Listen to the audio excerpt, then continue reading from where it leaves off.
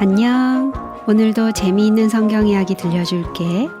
3권 4편 첫째 이야기, 여호와께 바침.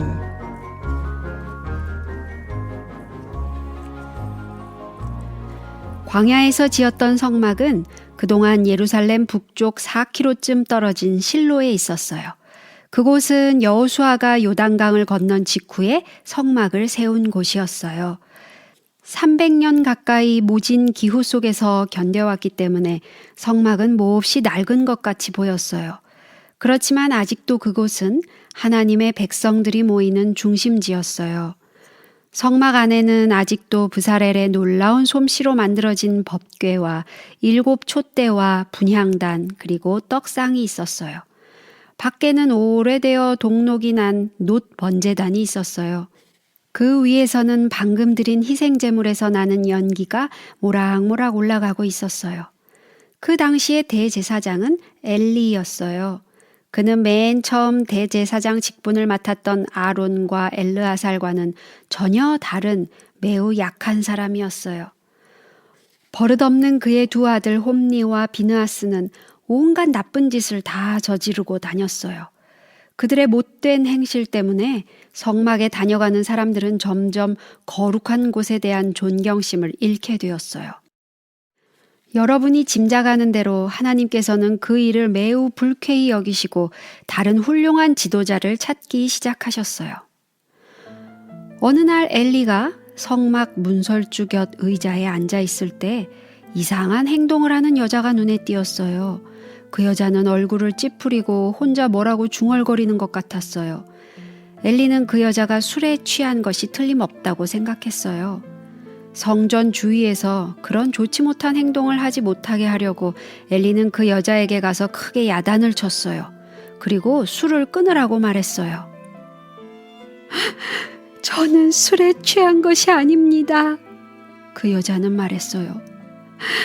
너무나 슬픈 일이 있기 때문에 하나님께 제 마음을 털어놓고 있을 뿐입니다. 엘리는 너무 심하게 말했던 것을 미안해하면서 무슨 문제가 있느냐고 물었어요. 그때 한나는 사정을 털어놓았어요. 그 여자는 엘가나라는 착한 사람과 결혼을 했지만 아기가 하나도 없었어요. 얼마나 아기를 갖고 싶었을까요? 다른 친구들은 아기가 많은데 자기는 하나도 낳지를 못한 것이에요. 세상은 참 불공평한 것 같았어요. 그는 울고 또 울고 더 이상 울 힘이 없을 때까지 울었어요. 남편은 아내를 달랬어요. 내가 10명의 아들보다 더 낫지 않소. 그러나 그는 자기 아내의 마음을 모두 이해할 수는 없었어요. 한나가 그렇게 오랫동안 기도를 했는데도 아무 소식이 없었어요. 그는 다시 한번 하나님께 아기를 달라고 간청하기 위하여 지금 성전에 온 것이었어요. 그는 마음을 다하여 기도하면서 만일 하나님께서 아기를 주신다면 그 아기를 여호와께 바치겠다고 말했어요. 엘리의 마음은 뜨거워졌어요. 그는 부드럽게 말했어요. 평안히 가라. 하나님께서 너의 기도를 들으셨도다. 한나는 눈물을 그쳤어요. 눈물로 얼룩진 그의 얼굴 위에 아름다운 미소가 퍼졌어요. 엘리의 말을 듣고 나서 그는 자기의 기도가 꼭 응답될 것이라고 믿었어요. 오랜만에 그는 기쁜 마음으로 집에 돌아갔어요. 하나님께서 한나의 기도를 응답하셨어요. 얼마 후에 그는 귀여운 사내 아이를 낳고 그 이름을 사무엘이라고 지었어요. 사무엘은 여호와께 구하였다라는 뜻이었어요. 한나는 그것이 맞는 이름인 것 같아서 자기의 귀여운 아들에게 그 이름을 붙이지 않을 수 없었어요. 바라고 바라던 아들을 낳았으니 한나의 마음이 얼마나 기뻤겠어요. 더구나 이 사랑스러운 아기가 기도의 응답으로 왔다는 생각을 하면 한나의 마음은 기쁘기만 했어요. 이번에는 엘가나만 실로의 성전으로 올라갔어요. 한나는 아기를 돌봐야 했기 때문에 집에 머물러 있었어요. 날이 가고 달이 갈수록 아기 옆에 있는 시간을 더욱 소중하게 느끼면서 한나는 사랑의 눈길로 아기를 바라보았어요. 왜냐하면 그는 하나님께 아기를 바치겠다고 한 약속을 잊지 않았기 때문이에요. 드디어 사무엘이 자라나서 혼자 뛰어다니게 되었을 때 그는 그를 엘리에게 데리고 갔어요. 늙은 엘리 제사장이 처음에 잘 알아보지 못하자 그는 말했어요. 나의 주여, 당신의 사심으로 맹세하나이다. 나는 여기서 나의 주 당신 곁에 서서 여호와께 기도하던 여자라. 그때 한나는 엄마의 치맛자락을 꼭 잡고 있는 어린 사무엘을 가리키며 말했어요. 이 아이를 위하여 내가 기도하였나이다.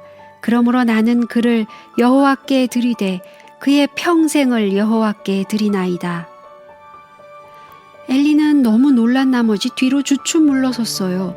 그는 한나의 얼굴을 보는 순간 저렇게 온 정성을 다하여 하나님을 사랑하는 사람이 또 어디 있을까 하고 생각했어요. 그의 얼굴은 그의 아들들의 사나운 얼굴과는 너무나 달랐어요. 이스라엘 사람들이 이렇게 하나님을 사랑한다면, 그리고 이렇게 자녀들을 하나님께 바친다면 모든 것이 얼마나 달라지겠어요? 엘리 제사장은 경건한 마음으로 머리를 숙여 하나님께 경배했어요. 한나도 무릎을 꿇고 기도드렸어요.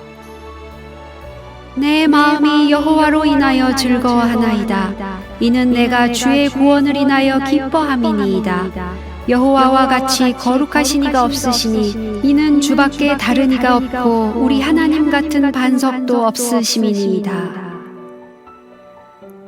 한나가 드린 기도는 전처럼 조용한 기도가 아니었어요. 모든 사람이 들을 수 있을 만큼 큰 소리로 그는 외쳤어요. 가난한 자를 진토에서 일으키시며 빈핍한 자를 거름더미에서 드사 귀족들과 함께 하시며 영광의 보좌를 차지하게 하는도다. 한나는 그 순간 공주가 된 듯한 기분이었어요. 그리고 자기의 귀한 아들 사무엘이 이제 하나님의 왕자가 되었다는 것을 마음 깊이 느꼈어요. 그는 사무엘을 영광의 주님께 진실로 영원히 바쳤던 거예요.